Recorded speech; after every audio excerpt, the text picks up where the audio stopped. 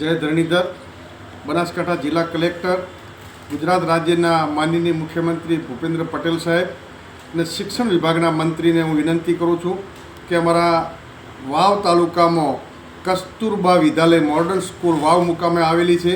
તેમાં 1 વર્ષ અગાઉ પણ રજૂઆત કરી હતી અને દીપિકાબેનની 10 દિવસ માટે બદલી કરીને પાછા ફરીથી વાવ મુકામે મોડર્ન છાત્રાલયમાં હોસ્ટેલમાં મૂકી દીધા છે.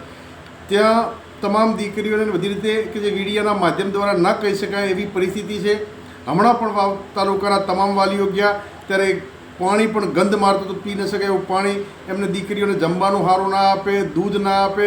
અને બીજી પરિસ્થિતિ જાહેર મીડિયામાં ન કહી શકું, પરંતુ બનાસકાંઠા જિલ્લા ડીપીઓ અને કલેક્ટર સાહેબને વિનંતી કરું છું કે એવું તો કયું આમ એમને ઉપર સુધી શું છે, કયા આપતા જાય છે કે તમામ વાલીઓ રજૂઆત કરવા છતાં આ દીપિકાબેનને જે મોડર્ન